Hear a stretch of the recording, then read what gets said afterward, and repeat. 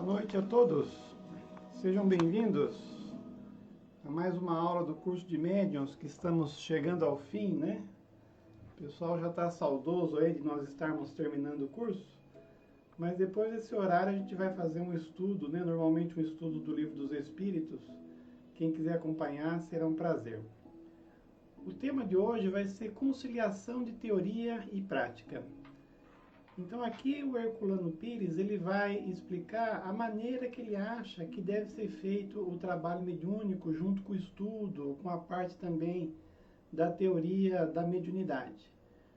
Então eu peço a todos que não fiquem criticando outros centros espíritas, né? O Herculano já é um assunto polêmico, ele por si só já vai fazer todas as críticas que nós queremos fazer.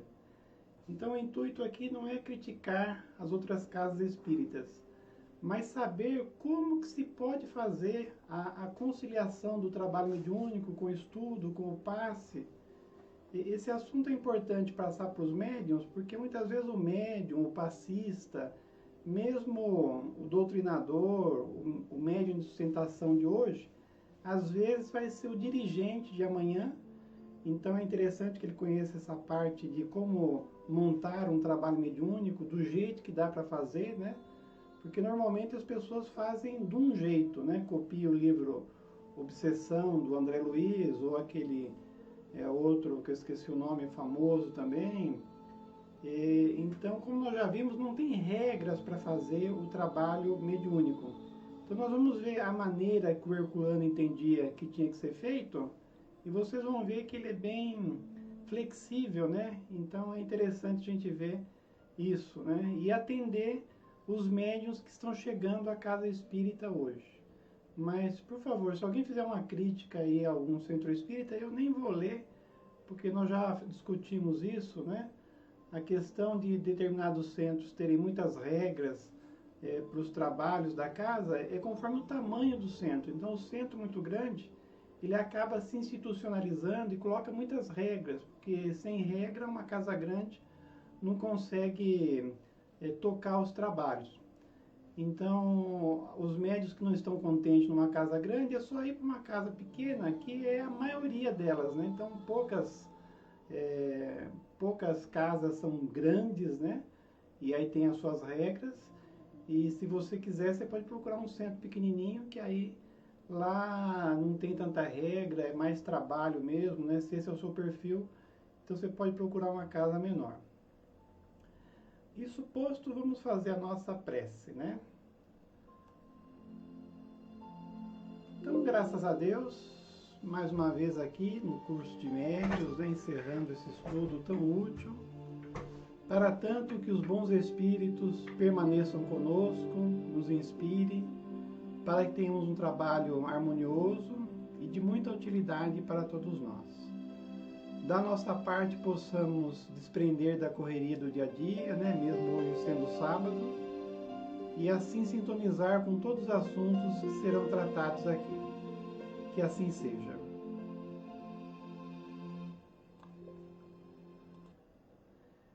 E como foi a outra aula, porque eu acho que nós vamos ter mais umas 2 aulas só, 3, né? E aí vamos encerrar o curso.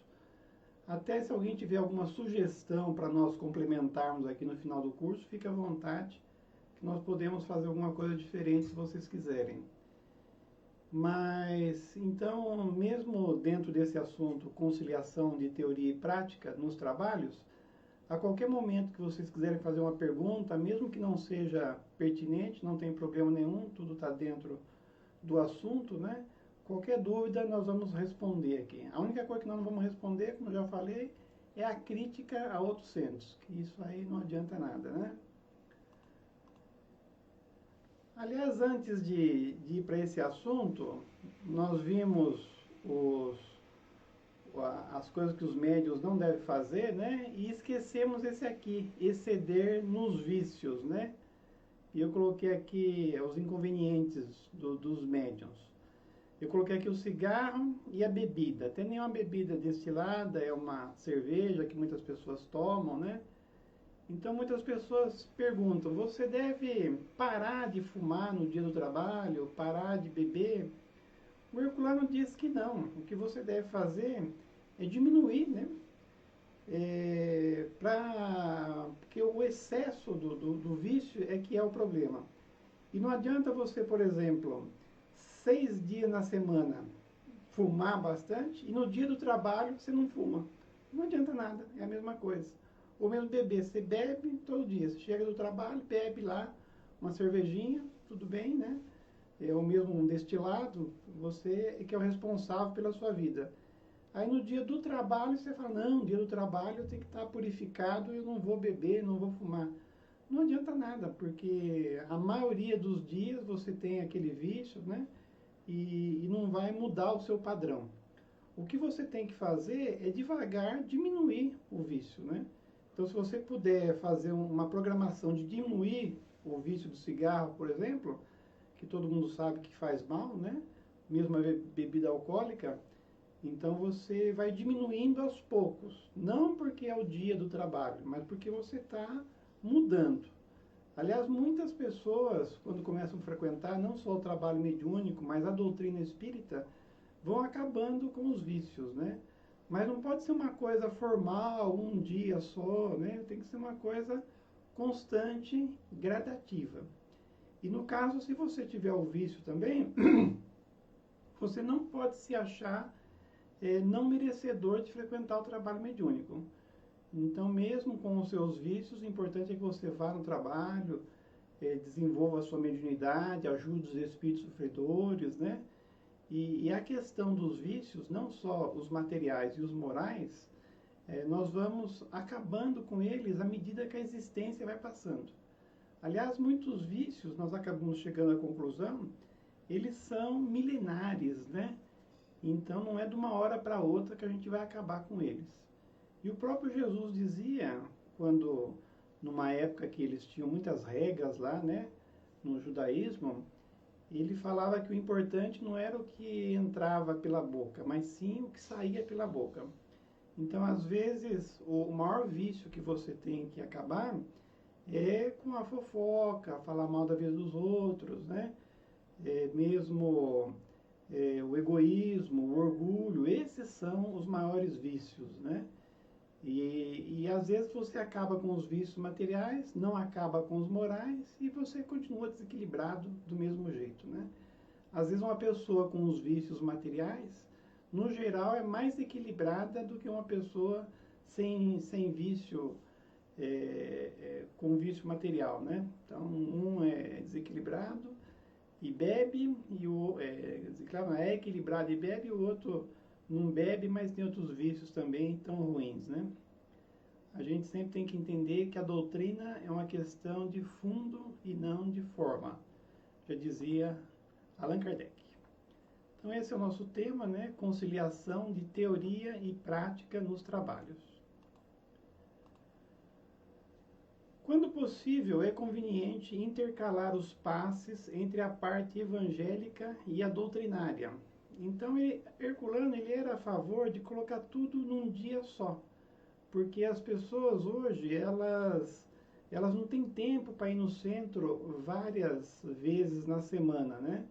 Então, aqui ele começa dizendo, quando tem uma parte doutrinária, colocar o passe junto. Eu acho que isso todos os centros fazem, né? Antes do passe tem uma preleção evangélica.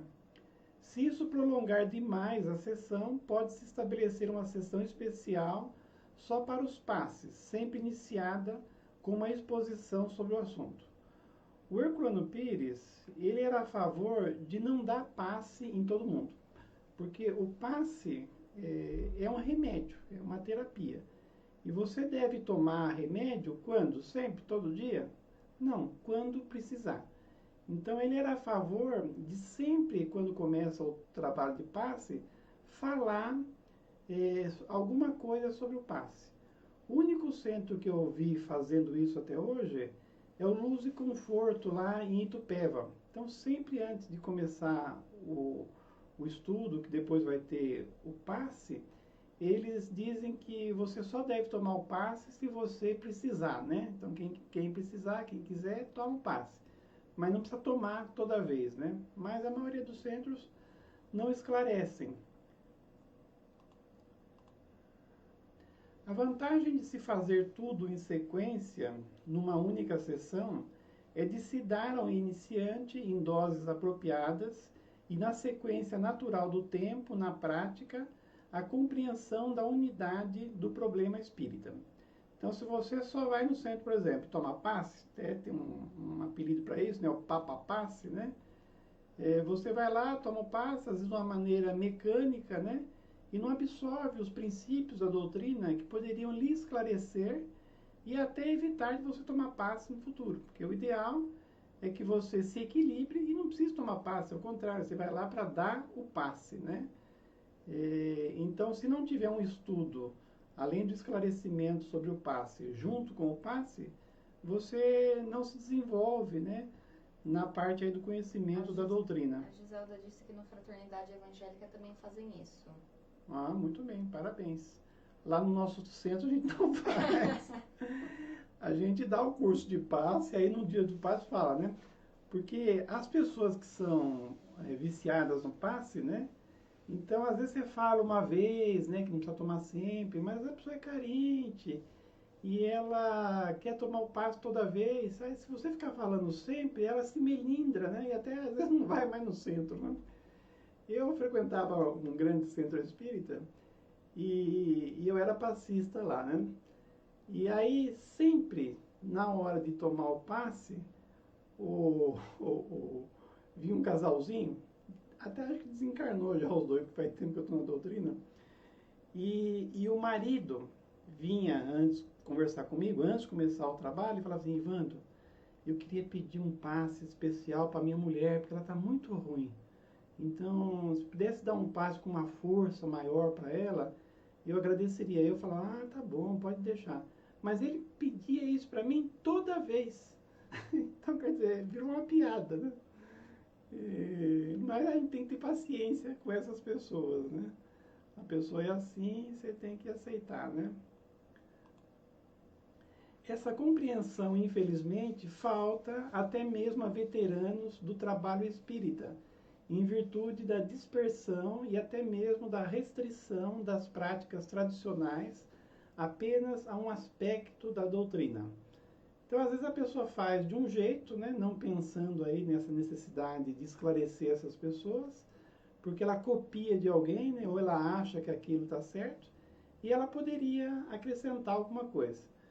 Até em termos de acrescentar alguma coisa, eu coloquei uma foto aí de uma voluntária dando um passe num bebê num hospital. Esse aqui é o Hospital de Clínicas da Universidade Federal do Triângulo Mineiro, né?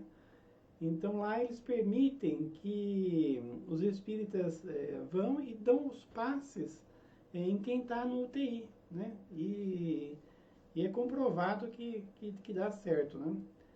Aliás, na Rússia, eles dão o passe nas pessoas, que é a imposição de mãos, e cobram, né? Aqui, aqui não, pelo menos, né?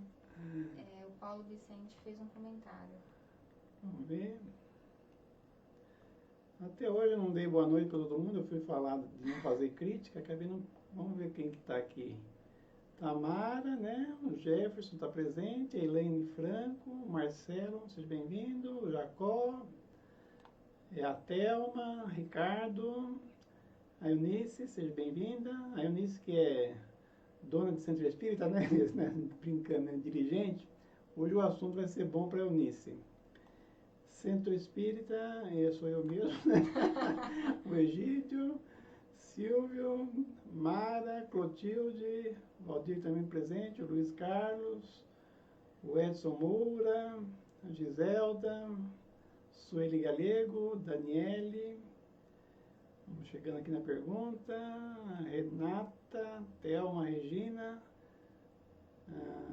Eunice novamente, James, Maria de Fátima, Paulo Vicente fez uma pergunta, né? Às vezes, para as pessoas, o passe torna-se psicológico, né?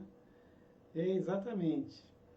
Até uma questão psicológica, porque a gente vê no livro Missionários da Luz, aliás, quando você lê o livro Missionários da Luz, a parte do passe, você muda totalmente a sua visão, né? Que o André Luiz, no trabalho lá, na verdade a gente sabe que aquele trabalho do Missionários da Luz era um trabalho que frequentava o Chico Xavier. E aí ele mostra como que é feito o passe no plano espiritual. Então tem uma equipe, né, especial, aí sim é uma equipe especial e preparada para doar energias, né? E aí o responsável fala pro André Luiz que todos os fluidos da casa, os bons fluidos que emanam dos nossos bons pensamentos, eles vão para um depósito de fluidos na casa espírita. E a espiritualidade, né, que precisa desse fluido material para juntar o deles, para dar o passe, fica pegando esse fluido do depósito. E as pessoas vão tomando passe à medida que já vão chegando na casa espírita. E ele diz que quem mais recebe o tratamento completo do passe são os trabalhadores. Então a pessoa que vai às vezes só para receber o passe, ela não recebe tanto, porque aí depende de vários fatores, né? E então quer dizer, a maioria das pessoas toma o passe, a fluidoterapia, antes de sentar lá na cadeira para tomar o passe. Mas aí, nesse livro fala também que tem pessoas que não conseguem se concentrar para receber o passe, a não ser a hora que senta na cadeira. Então, quer dizer, é a questão que o Paulo está falando do psicológico. Então, a pessoa só acha que vai receber quando ela senta lá, fecha os olhinhos, bota a mãozinha para cima assim, faz uma cara de bonzinho, aí ela vai estar recebendo o passe, né? Mas, então, nós temos que respeitar isso, né? Abaixo do Paulo já tem... A Giselda perguntou, antes da tarefa é preciso de passe para o trabalhador? Não precisa de passe, eu acho. Eu acho que precisa de fazer uma prece, né? Fazer uma preparação. Porque como a gente sabe que a imposição de mãos é uma coisa mais psicológica, como falou o Paulo Vicente, embora tenha a questão quando você põe a mão, os fluidos saem pelas mãos. Mas os trabalhadores, como eu disse, eles chegam na casa espírita, eles tomam o passe sem ir lá para a sala de passe. Quer dizer, então não precisa dar o passe em quem vai dar passe. Mas uma preparação é importante. Então, por exemplo, você, lá na sua casa, eu já vi casas que você chega, o pessoal já vai dando passe à medida que as pessoas vão entrando. Então, entra e vai tomando passe. Então, no caso, esse passista, ele vai ter que fazer uma preparação. Porque se você é o médium passista e no trabalho tem um estudo evangélico, doutrinário, antes do passe, você ouve aquele estudo e você se prepara. Mas se você chegar na casa espírita e já começar a dar passe em todo mundo, às vezes você não se sintoniza, né?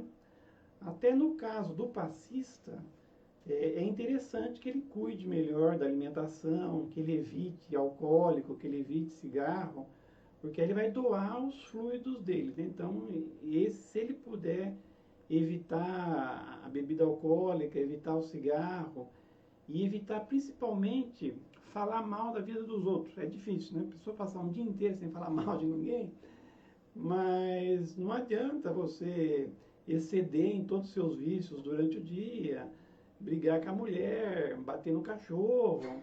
E aí chega lá, você bota a mão em cima da pessoa e fala, eleve o pensamento a Jesus, meu irmão, com a voz de santo, né?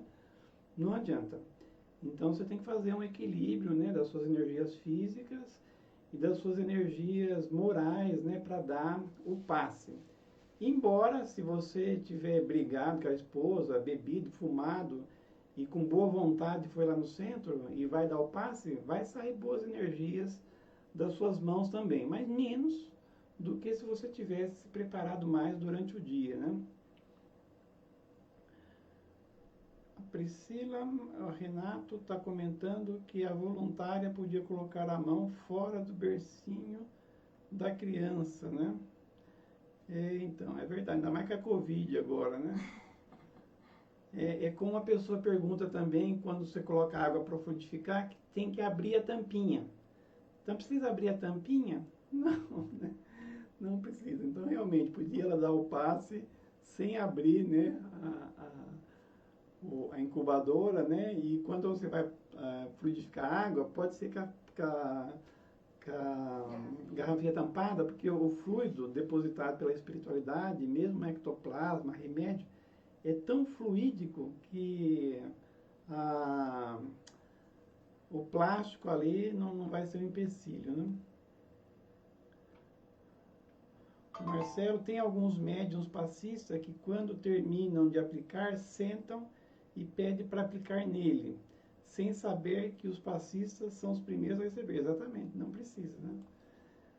Aliás, já vi muito isso, né? A pessoa vem, né, e começa a trabalhar com o passe, e aí ele pede o passe antes e ele pede o passe depois também. Aí devagarzinho a gente vai falando para ele que não precisa, porque embora a pessoa que vem na casa espírita, a gente tem que respeitar mais, né, e ver o aspecto psicológico, mas os trabalhadores, esses têm que ser esclarecidos, né? Então, o médium passista, aí você tem que falar para ele o que é, o que não é, né? E explicar para ele. O problema é se o dirigente achar isso, né? Às vezes o dirigente acha que tem que dar o passe em todo mundo e quando termina, dá o passe em todo mundo também, né? Da Eunice, você leu? Sim. Estou te convidando para dar umas aulas de passe no Evangelho. Sim, podemos fazer um curso. O curso de passe que nós fizemos aqui, né? É exatamente o que eu dou quando me pede para falar sobre o passe, né? Em 2 horas eu falo tudo sobre o passe. Eu ia numa casa, né? Tinha um trabalho primeiro material, né? A gente cortava, eu era cabeleireiro, então eu cortava os cabelos lá, né? Das crianças. E aí depois a gente fazia a explanação evangélica. Nossa, eu ganhei muito bônus horas naquela época, né? Eu cortava o cabelo, fazia a explanação e depois dava o passe. E eu sempre fui autodidata, nunca fiz passe, né?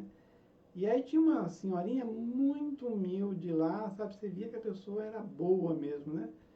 E aí um dia eu vi ela chegando para a dirigente e falando, olha, eu venho há muito tempo aqui, mais de ano, né? E eu queria dar passe aqui também, né? E eu vejo que vocês têm poucos médiuns passistas e se eu ajudasse ia ser mais rápido, né?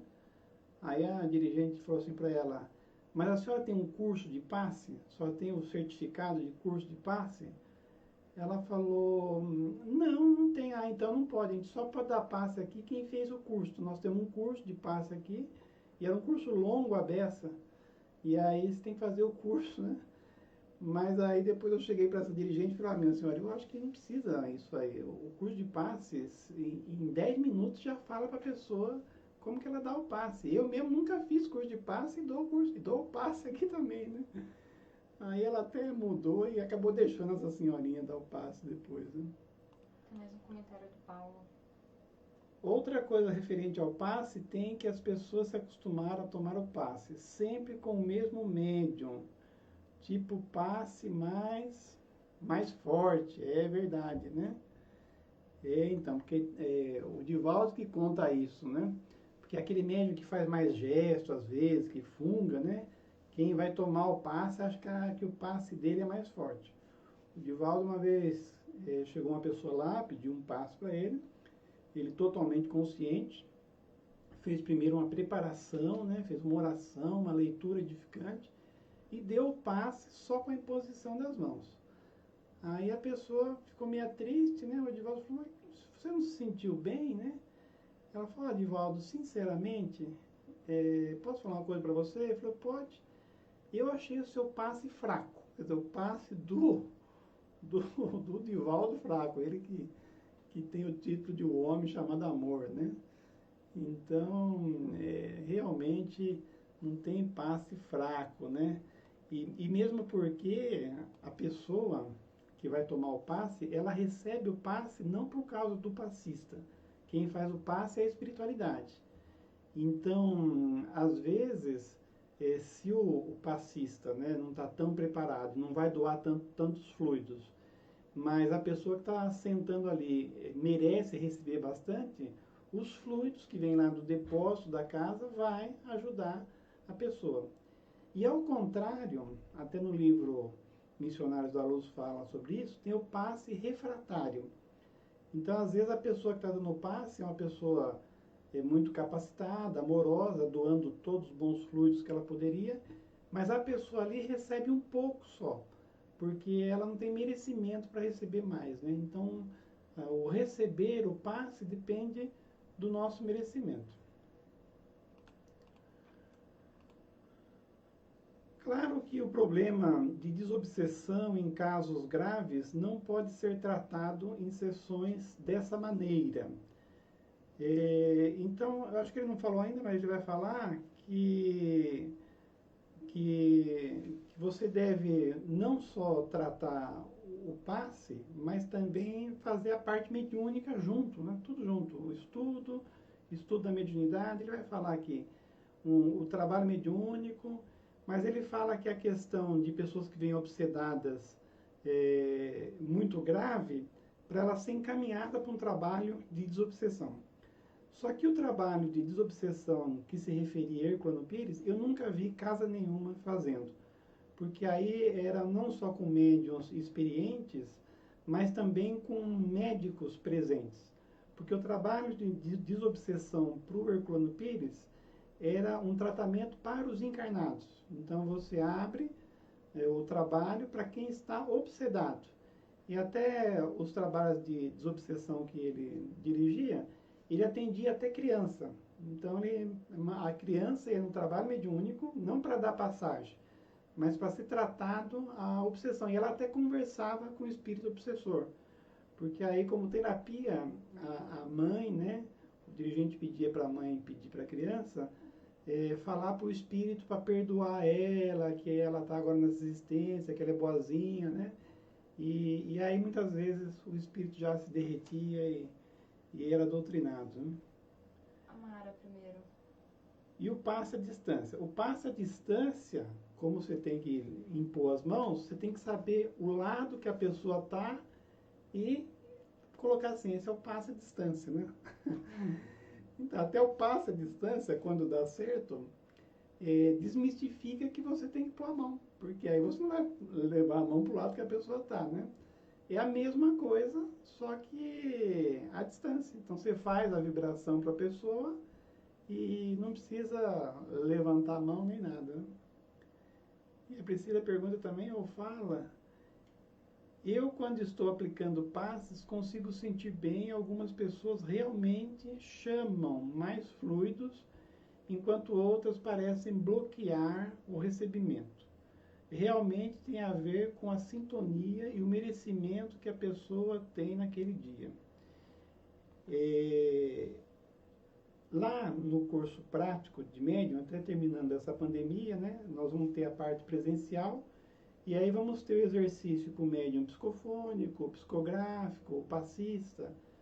E uma coisa que eu só fui descobrir no curso de passe, dando o curso de passe, é que tem pessoas que quando vão dar o passe, sente a mão fria, não quente, não formiga nada, gela a mão. Então, muitas vezes, a sensação do médium passista não tem a ver com o que a pessoa lá está recebendo ou não. É que a Priscila tem uma mediunidade muito grande, ela percebe tudo. Mas eu acho que, às vezes, o passista, ele sempre tem a mesma sensação e ele doa todos os fluidos dele lá, né? E aí, às vezes, adormece a mão, às vezes esquenta, às vezes esfria, né? E aí o merecimento da pessoa é que vai fazer ela receber mais ou não, né?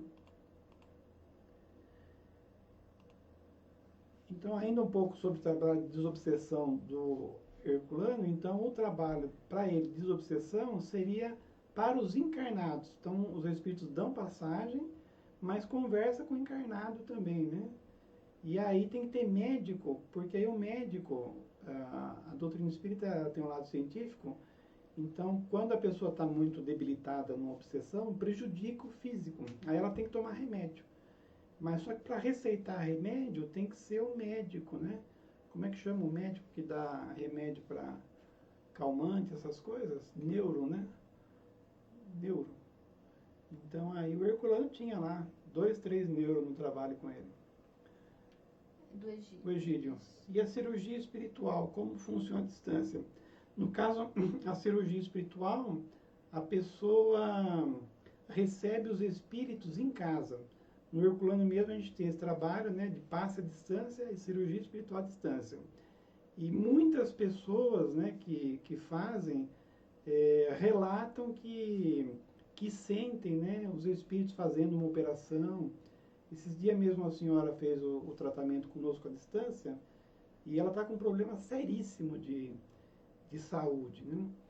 E aí ela disse que no outro dia ela estava com um pouco de sangramento, não sei o que ela tinha.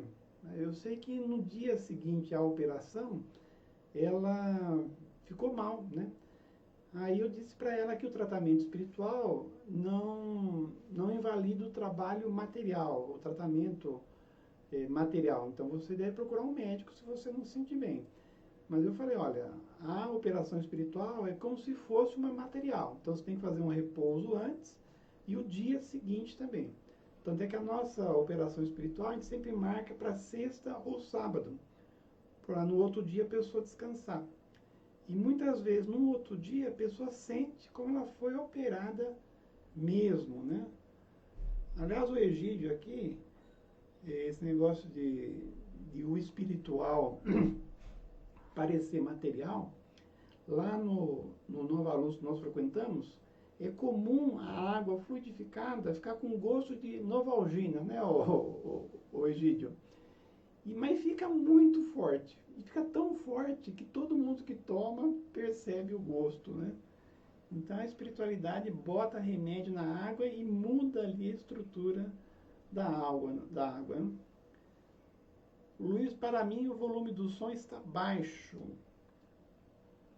Vamos ver. Para todo mundo aí está baixo também ou só para o Luiz? Som. Para mim o som tá bom aqui. Aumentar um pouco. Estou escutando normal. Deve ser o aparelho do Luiz, mas eu aumentei aqui, Luiz. Então os outros vão abaixar e você pode escutar melhor ainda. Tem uma pergunta do Jefferson. Geralmente, quando a criança tem obsessores, vem de algo que os pais devem corrigir? Ou pode ser de outra encarnação? Normalmente, o obsessor é da criança mesmo. Então, a criança está encarnada e ela tem inimigo do passado, né? Às vezes, o inimigo está aqui encarnado também, né? Mas às vezes está desencarnado. A Mara está sim. Está sim. Tá. Agora ficou. A Mara falou que agora ficou bom. Ah, Estava baixo baixo para ela também. Agora ficou bom o som. Ótimo. Melhorou.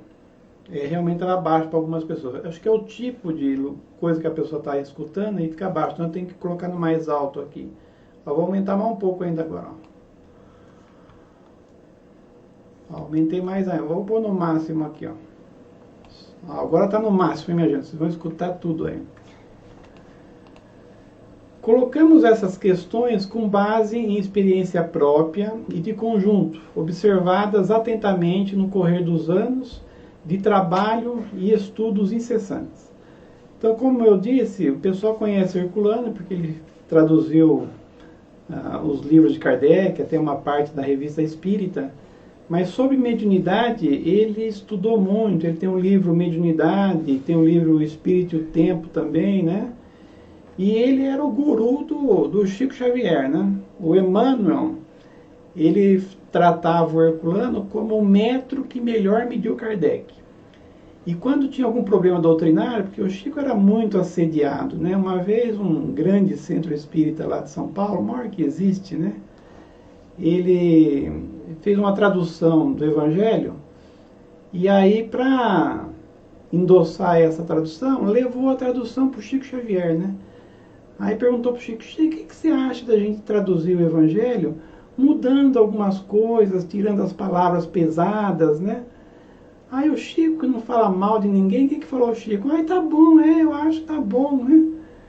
Aí o Herculano viu lá o que estava no livro, achou tudo errado, sabe? Aí perguntou para o Emmanuel o que o Emmanuel achava. O Emmanuel falou: realmente está tudo errado. E aí falou para o Chico: Chico, é o seguinte, você escolhe, ou você fica do lado do professor Herculano Pires, o Emmanuel chamava o Herculano de professor, ou você fica do lado desse grande centro espírita aí. Aí eles fizeram um livro, quem quiser procura na internet, chama Pedra e o Joio. E aí esclareceram que aquele livro foi uma mistificação, né? E já tinha impresso 30 mil. O Herculano falou: então já que vocês reconheceram que está errado, Então vocês publiquem, mas carimba lá, livro apócrifo, né? Mas aí ficaram com vergonha de colocar que o livro estava errado e venderam daquele jeito mesmo para não perder o dinheiro, né? Mas aí o Herculano entrou numa enrascada, ou fez uma boa coisa, né? Aí essa grande instituição falou para ele: Herculano, já que você entende muito de Allan Kardec, de traduzir aí as obras de Allan Kardec, você não daria os seus direitos autorais dos livros de Kardec que você tem? Aí ele deu para essa instituição grande os direitos do livro. E até hoje instituições, editoras pequenas tentam ter essa tradução e não pode, porque aquela grande instituição tem o direito que o Herculano deu para eles, né? Então, quer dizer, o Herculano, quando ele fala aí dessas teorias de como deve ser o trabalho, é porque ele sabia realmente, por experiência, né, o que era melhor, né? Quando o sistema é bem aplicado, contando com elementos humanos dedicados, os resultados são sempre surpreendentes. No caso, o tipo que Herculano está aconselhando aqui é você fazer o trabalho tudo junto, né? Então, o estudo da parte mediúnica também, o passe e o próprio trabalho mediúnico. Então, quer dizer, num dia só você resolve tudo. E evangelização também, tem sempre que é assim, né? A evangelização também, então num dia só você resolve tudo. Não se trata de uma inovação, mas apenas de uma conjugação de práticas tradicionais que, reunidas e articuladas, produzem mais e melhor. Então, quer dizer, você não precisa fazer o trabalho no centro espírita, se você é o dirigente, do jeito que você aprendeu na outra casa espírita que você frequentava, ou com um livro que você leu. Então, com bom senso, você pode adaptar, né, o trabalho que você está dirigindo ao que você acha mais racional. Aqui uma foto, né, do livro, do filme, né, Allan Kardec, do fenômeno das mesas girantes, né, uma mesa subindo aqui. Há quem discorde desses trabalhos públicos, alegando as exigências de Kardec na sociedade parisiense, quando não permitia a presença nas sessões de pessoas que não tivessem algum conhecimento doutrinário. Então, como ele vai dizer, Kardec fazia assim porque a doutrina estava nascendo, né? Então, na sociedade de estudos parisienses, recebiam-se mensagem que depois ia para as obras básicas. Então, Allan Kardec, ele selecionava muito os membros lá. Até ele tinha uma regra ótima, né, que se fizesse hoje, acabaria com todos os centros espíritas. Você só podia entrar na sociedade se você fosse indicado por alguém. E se essa pessoa que você indicou desse algum problema moral, ela era expulsa da sociedade e quem indicou também. Olha que maravilha, né? Então, na verdade, quem indicava as pessoas para frequentar lá era só Allan Kardec, porque o resto ninguém indicava, porque ninguém queria sair do grupo, né? Mas também o pessoal que participava lá era só espírito superior, né? Então, fantástico. A medida de Kardec era justa e necessária numa fase em que o espiritismo nascia, sob um alarido universal de protestos e ameaças, né? Então, na época, tudo bem, uma coisa muito rígida para as pessoas que frequentavam. Hoje, estamos há mais de um século dessa fase e o espiritismo só é combatido por pessoas sistemáticas ou ignorantes. Então, você não precisa hoje ser muito rígido, né, para as pessoas frequentarem os trabalhos. Mesmo a questão mediúnica, né? Lá no nosso centro a gente tem trabalhos fechados e trabalhos abertos, né? No Herculano acho que é tudo aberto, no Nova Luz tem um que é fechado. Mas aí as pessoas falam, nossa, mas fazer um trabalho mediúnico aberto, é aberto entre aspas, porque há um controle da espiritualidade para não deixar vir muitas pessoas. Então o que acontece? Normalmente, pessoa nova visitando o trabalho é uma ou duas. Então, quer dizer, é sempre um visitante. E quando tem, raramente, uma pessoa nova visitando, eu que sou dirigente, eu pergunto para a pessoa, você frequentou já um trabalho mediúnico, você conhece? Se ela falar, não, é a primeira vez, aí eu pergunto, você tem medo da parte mediúnica? Aí ela fala, sim, aí eu primeiro vou encaminhar ela para o curso, ou vou orientá-la, né, para uma parte mediúnica, teórica, e só depois deixar ela participar. Mas isso é muito raro, porque a maioria das pessoas já frequentaram o trabalho mediúnico, já conhece a doutrina, então ela não vai atrapalhar o trabalho mediúnico e nem vai ficar receosa lá e se perturbar, né? E como nós vamos ver aqui, muitas vezes é uma pessoa que está num estado de obsessão, né? A mediunidade está aflorando, você não sabe ainda se é mediunato ou se é generalizada a mediunidade, só na prática que você vai descobrir, mas ela precisa frequentar o trabalho mediúnico. Então esse trabalho aberto de doutrinação acaba sendo uma porta, né, para quem quer desenvolver a mediunidade de uma maneira mais prática, né, sem muita burocracia. Mas isso só os centros pequenos dá para fazer, né? Os grandes acaba tendo toda aquela sistemática, né? A maioria absoluta das pessoas que procuram as sessões é necessitada, tratando-se geralmente de médiuns em franco desenvolvimento de suas faculdades. Então a pessoa muitas vezes ela precisa da parte mediúnica. Aí o que o Herculano aconselha? Você coloca ela num trabalho assim mais generalizado, né, para desenvolver a mediunidade e vai dando estudo para ela ao mesmo tempo. Herculano era a favor do estudo da mediunidade de uma maneira mais prática e rápida. Nós mesmos aqui, a parte teórica da mediunidade, eu acho que em 2, 3 meses nós terminamos. É que agora estamos vendo outros assuntos relacionados ao trabalho mediúnico, mas a parte do desenvolvimento da mediunidade nós já acabamos. Então, normalmente, em 3 meses, você faz um curso completo sobre mediunidade. E depois vem a parte prática, né? Que aí demora um pouquinho mais, mas mesmo assim não mais do que 2 meses. Então, em 5 meses, lá no centro que eu frequento, eu já dou a teoria e a prática para a pessoa. Negar-lhe, aqui uma crítica grande de Herculano, né, que muitos dirigentes não gostam de Herculano porque ele escreveu isso aqui no livro Mediunidade. Negar-lhes acesso às sessões seria como negar a um sedento acesso a uma fonte. A mediunidade não se desenvolve por acaso e muito menos sob o poder mágico da vara de Moisés, que tirou a água da rocha. Então, quer dizer, se a pessoa está vindo ao centro e a mediunidade está aflorada, você tem que receber essa pessoa com muito carinho e está na hora dela desenvolver a mediunidade. Então, quer dizer, às vezes ela já é madura, porque se for criança, adolescente, é outra questão que a gente já falou aqui. Mas às vezes a pessoa está com 25, 30 anos, 40, 50 anos, e a mediunidade está aflorada, e você precisa então permitir que ela frequente algum tipo de trabalho mediúnico, né? Se ela não tiver conhecimento nenhum, você dá alguma prática, alguma parte teórica, né? Mas já coloca ela rapidamente, porque senão pode negar para ela, né? Opa, foi. Em geral, o desenvolvimento mediúnico começa por diversas perturbações, e não raro por processos obsessivos. Então, quer dizer, a pessoa está precisando do tratamento do passe, mas está precisando da parte de desenvolver a mediunidade. Tem dirigentes que acham que precisa ficar no tratamento muito tempo, então prescreve, fica no tratamento 2 meses, 3 meses.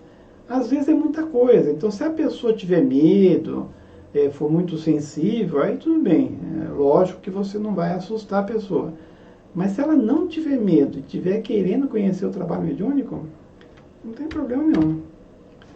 Não se pode querer que uma pessoa em estado de alteração psíquica vá primeiro estudar uma doutrina através de cursos demorados para depois submeter-se aos métodos de cura. Então, quer dizer, para a pessoa melhorar, não é só receber o passe, ela vai ter que começar a dar passagem dos espíritos. Porque se ela sente espíritos, né? Por exemplo, tem pessoas que, quando começam o desenvolvimento, tem um trabalho com espíritos de suicidas. Então, só recebe suicida no começo. Então aí os espíritos que assediam, né, que ela sente, são suicidas. Ela se sente muito mal. Ela começa a trabalhar e aí em pouco tempo já está dando passagem de 1, 2, 3 suicidas todo o trabalho que ela vai. Quer dizer, em questão de 2, 3 meses, ela ajuda dezenas de espíritos. E aí a calma, a tranquilidade que ela vai ter, tratamento de paz nenhum daria.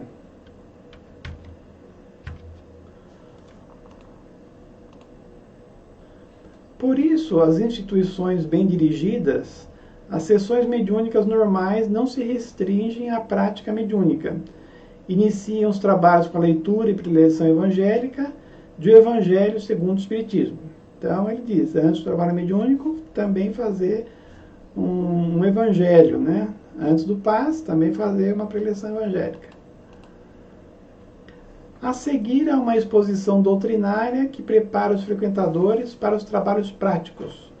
Os médios em desenvolvimento recebem a mensagem evangélica e os ensinos doutrinários em dosagens apropriadas, e a seguir participam do trabalho mediúnico. Então, tudo no mesmo dia. Aqui peguei um trabalho mediúnico na internet, mas pelo jeito é um teatro, né? Mas eu gostei porque lá no nosso centro a gente faz assim, sem a mesa, né? Só que ao invés de ficar na frente do médium, a gente coloca uma cadeira assim, uma cadeira não, como eu já mostrei, e você conversa do lado do médium, né? Isso concorre para uma compreensão simultânea da doutrina, de sua natureza cristã, de sua moral evangélica e das relações diretas e necessárias de teoria e prática em espiritismo. Então, de uma vez só, a pessoa vai ter o conhecimento teórico da doutrina, teórico da parte mediúnica, vai tomar um passe, se precisar do passe, e vai frequentar o trabalho mediúnico também, como um aconselhava Herculano. As críticas a esse método referem-se à extensão das sessões, mas é evidente que a preparação das matérias permite reduzir a parte oral aos limites necessários. Então, você não vai fazer um estudo muito longo, né? Nos 2 centros que eu frequento, o estudo é só de 40 minutos. Aí faz o passe, nos 10, 15 minutos, e depois já começa a parte prática. O Valdir falou que é a cena de um filme. Ah, de um filme, exatamente. É o filme Allan Kardec. E, aliás, muito bom. Essa foto aí é a cena do filme? Ah, essa aqui? É, ele tá falando agora. Sei. É a cena de um filme. Ah, que filme, Valdir?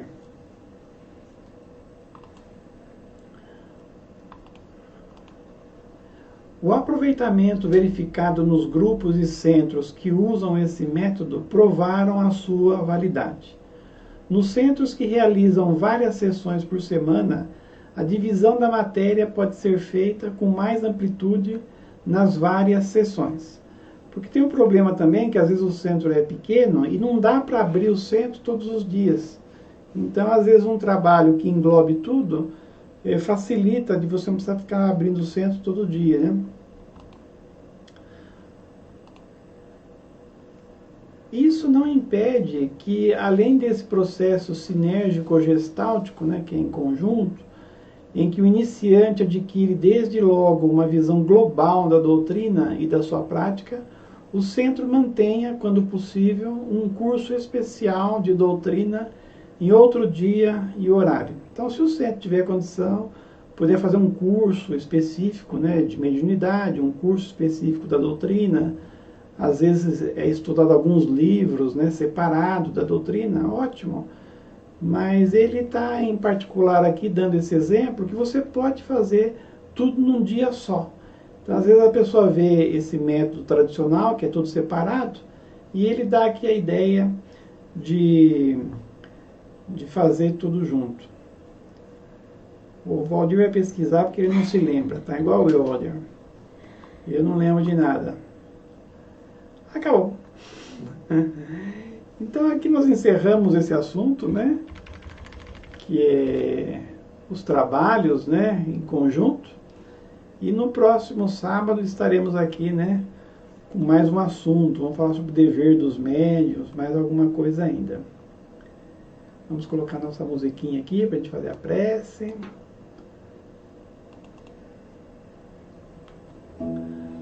Aumentar o som. Todo mundo falou que ficou melhor mesmo.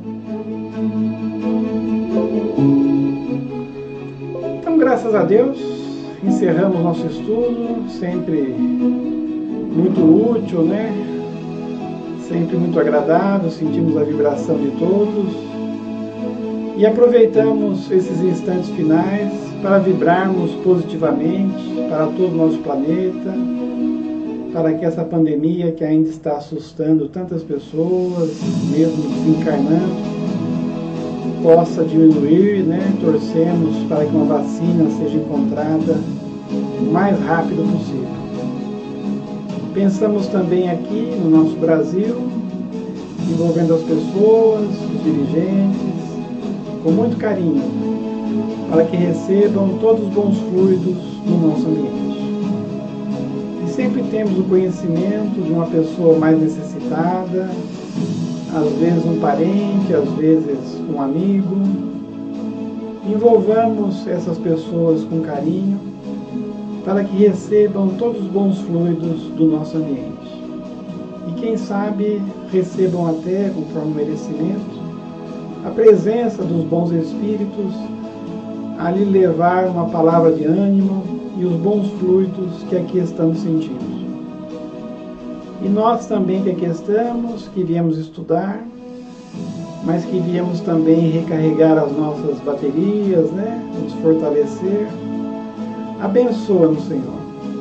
Possamos terminar esse estudo, absorvendo todos os bons fluidos desse ambiente, ganhando as forças necessárias para continuarmos as nossas lutas e o nosso desenvolvimento. Agradecemos aos bons espíritos que estiveram conosco e em nome deles, em nome de Jesus, encerramos o nosso estudo.